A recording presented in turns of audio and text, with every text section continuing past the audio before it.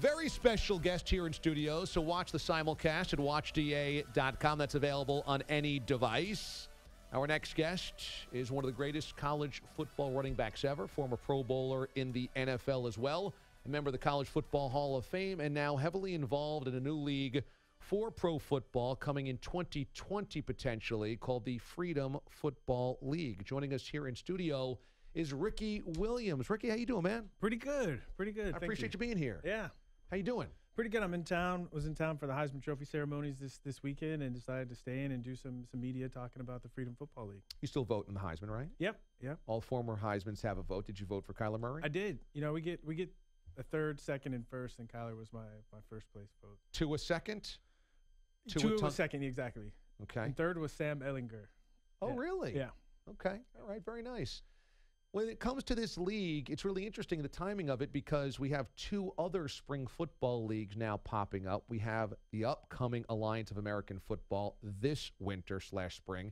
The next winter/spring will be the new XFL, and then you guys are hoping to splash in 2020. Do you worry that there's an oversaturation of new football leagues? We don't. You know, we're a football league, but we look at ourselves as more of a movement. And the fact that we're retired player centric is we're looking out for the players and trying to improve their experience of professional football. So this would be a football league that is kind of run by former NFL players, but utilizing players that obviously are still playing in, I'm guessing, out of college, 20s and 30-something-year-old players. Exactly. And there's even talks about getting players out of high school, you know, because the idea is, you know, the way this all started was a group of retired players sitting around talking about these new leagues coming up and realizing, you know, we actually could do it better in looking at the exploitation of athletes, mainly by the NCAA and partially by the NFL, and saying, you know, reflecting our experiences and saying, you know, we really wish that things would have been done this way, or they could have treated us this way, or they could have done this for us, and taking all those ideas and creating something special.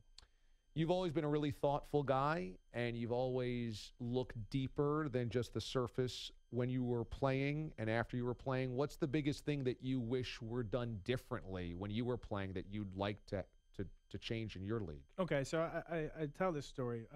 Went back to school after I retired, went back to Texas, and I took a class on the history of sport.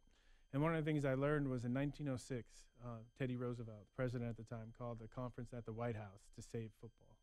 There had been 6 deaths in college football that year, and he said, you know, I'll paraphrase, was, we have a couple of wars coming up, and we need to train leaders. So we need college football.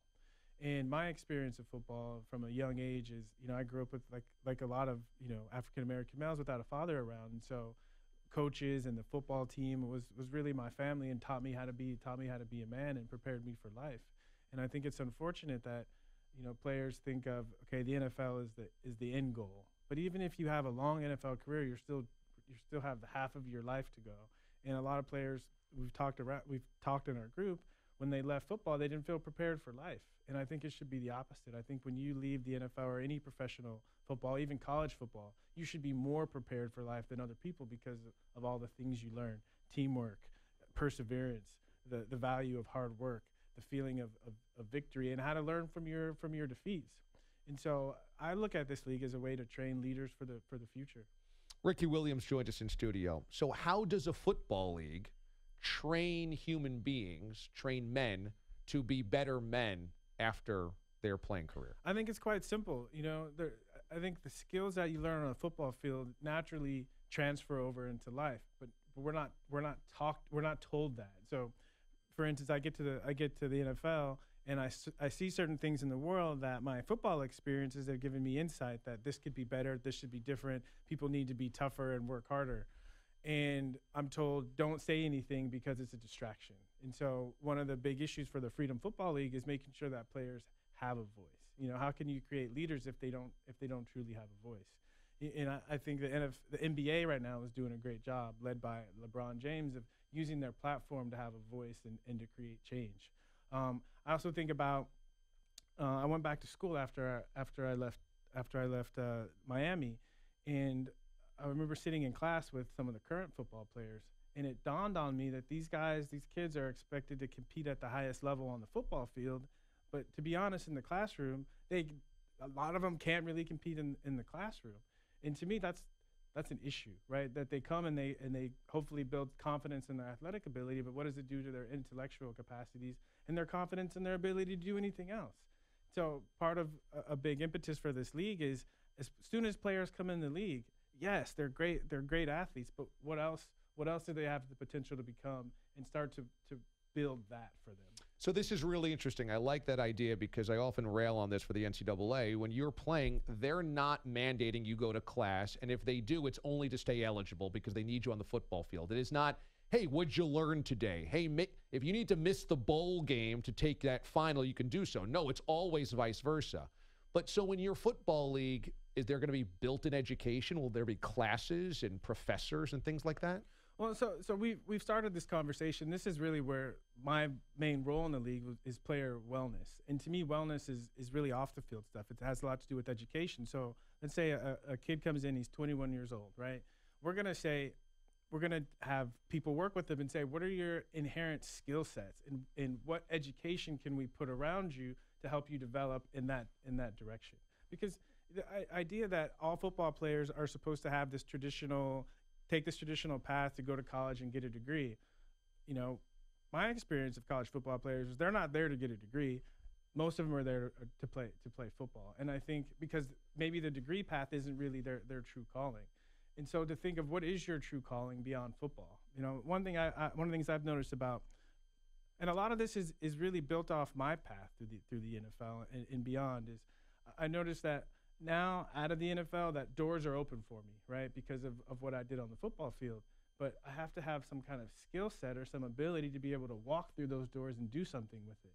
And I think a professional football career can create a platform, but what are you going to do with that platform? And so posing that question from day one, because again, football is great and it can open doors for you and help you be financially secure. But even with that financial security, what are you going to do with it once you're done playing football? It's interesting.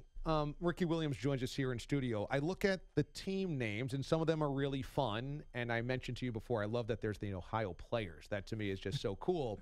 But there also is some political heft in a bunch of the nicknames. There is Florida Strong. There's the Portland Progress. There's the Texas Revolution. And the Oakland Panthers. I would imagine there's a Black Panthers reference there or something, undercurrent of that. The Connecticut Underground, is that the Underground Railroad? Underground Railroad. Yeah. So with that as the undercurrent here, is the idea that this is more than football? Is the idea that this is more of a social cause that's wrapped in a football league? Well, we're trying to put it all together.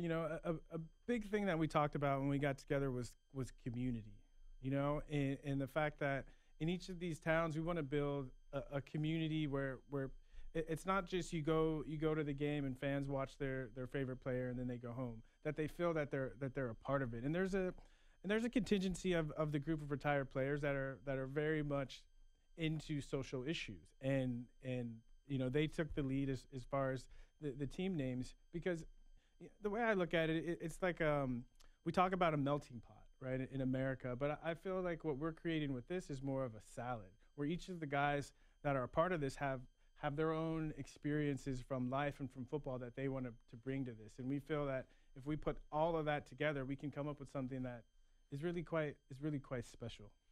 How do you feel about Colin Kaepernick not playing in the NFL? Honestly, sure. Yeah, so I have a different take on it. When I got to a point in the NFL where my personal values and the NFL's values clashed, I decided to leave and do my own thing. And so that's part of the impetus of the Freedom Football League, is if you're not happy with the NFL's rules and the way that they do things, why don't you create something different where people we've invited Colin to be an owner in the league and to take his insight and his experiences and help contribute to building something different, something that is a place that's more inclusive, where people feel like they have a place where they can be heard, where they can develop, where they don't have to sacrifice too much to play the game that they love.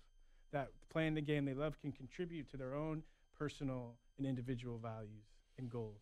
You've been a huge proponent publicly of medicinal marijuana. And obviously in the NFL, that is still a sticky situation, pardon the pun. But to me, it has always felt as though the use of marijuana is far more healthy than the amount of painkillers all these guys are hopped up on consistently. How does that weave itself into this league? Because I know that there's a health and wellness part of this for your league. Yeah, and again, I'm the director of health and wellness, and so yeah, we're putting medicinal marijuana on the table. I mean, my belief and our belief as a league is players should be given all reasonable means to take care of their bodies.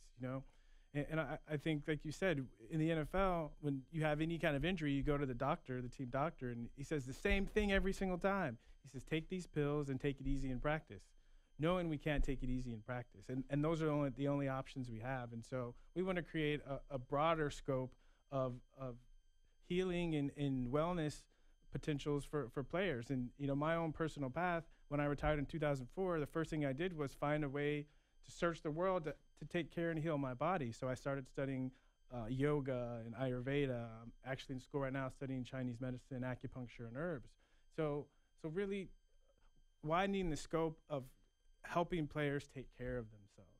Because, again, after football, you have the rest of your life, and we want to make sure that players are physically healthy enough to take advantage of everything that they've learned and done in their lives to that point. Ricky Williams joins us here in studio. It's the Freedom Football League, and it's coming up in 2020. Sometimes I think about your career and your life, and I think that maybe you were sandwiched in between two different eras. In the 1960s, 1970s, there were really socially outspoken athletes.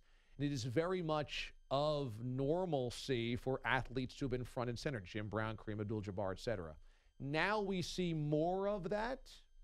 Kaepernick and Eric Reed and other players, it is not Chris Long. It is not crazy for that to happen, Doug Baldwin. But when you were playing 90s and 2000s, it was very much stay the course, don't speak out. And it always felt like you were uncomfortable being put in certain boxes. Do you sometimes feel like you were almost born at the wrong time? For sure. I mean, you can look at it that way, but actually I think I was born at the right time to be able to be a part of bringing things back and taking it to the next level. We need agents of change, and I feel like that's part of one of my roles here. And growing up, I was a huge Jim Brown fan, and I was too young to have actually seen him play, but I was just blown away by the fact that he used his platform to speak on social issues. And he's a highly intelligent man, and I've been fortunate enough to become close friends with Jim. And it broke my heart when I got to the NFL and realized that it's not an atmosphere where I can have that kind of impact. And I struggled with that my whole career. And one of the thoughts that led to my retirement was realizing I'm playing football, and I feel like the greatest value I bring to people is, give them a couple of hours to zone out on a Sunday. And to me, that wasn't enough. Since I was a kid, I felt like I'm here to create some kind of change in the world. And I feel through my ups and downs of my career and where I've landed right now with the Freedom Football League, I'm actually in a place to do that.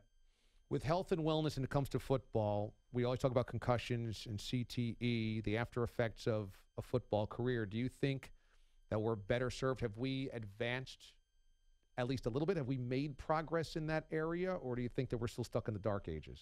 I think we're out of the dark ages, and I think that's represented by the NFL actually owning the fact that football does cause damage to football players. And I think the numbers right now, if it's not 100%, it's like 99% of former players have some level of brain damage. And, like I said, part of my journey in life since I retired has been healing my body. And so I've been around the world learning about different healing modalities and things that we can do. And a large part of my involvement in the league will be bringing those to a professional football league. Do you ever worry about long-term health effects? I don't. I assume that they're coming, especially the way that I played football. But I've also spent so much resources, time, money, taking care of my body and trying to do things to help myself recover. I think one of the things that's not talked about enough with professional athletes is, in order to strive as a professional athlete for the long term, you have to have the ability to recover and to heal yourself. And I don't think athletes utilize that capacity enough. Before I let you go, I want to touch on something from your personality, because I think it could be really helpful to people listening right now. you, when you were playing, oftentimes dealt with social anxiety, speaking publicly, expressing your thoughts clearly.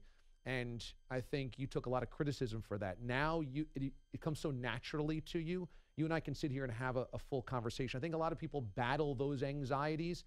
How did you walk that path? How did you learn from it and become better? Because I think that could be a huge lesson for people that deal with that. Well, this is a great example of what I was saying about what you learn on the football field transfers over into life. You know, I look at there's a rare group of men that can play the game of professional football. It requires a certain kind of warrior mentality, a certain kind of toughness.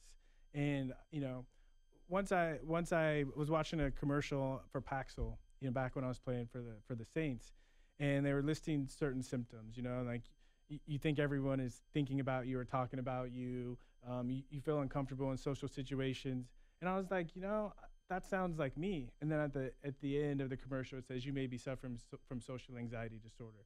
So at that moment, once I realized that there was a foe, there was an opponent, there was something that I could compete with, that I could challenge, then my warrior nature got up and I attacked it. And so I proactively worked to get better. I started to see a therapist. I started to ask myself questions, do more introspection, and open my mind a little bit. And through that attitude, I was able to change my life. And now this is what I do. You know, I speak in front of a lot of people. I tell my story, and I talk about really edgy, taboo subjects. Could you imagine that if you went back to 2000, 2001, 2002? Could you imagine that was where your path would go? No, I couldn't have. So cool. I couldn't have. I'm excited about this league. I'm excited to see it, and I'm really excited to get my first Ohio Players hat. Yeah, okay? Me too. Ricky Williams, it's the Freedom Football League coming to a football field near you potentially in 2020. This was a lot of fun. This was very enlightening. I appreciate you stopping by, man. Yeah, thank you. You got it. Ricky Williams joining us here in studio.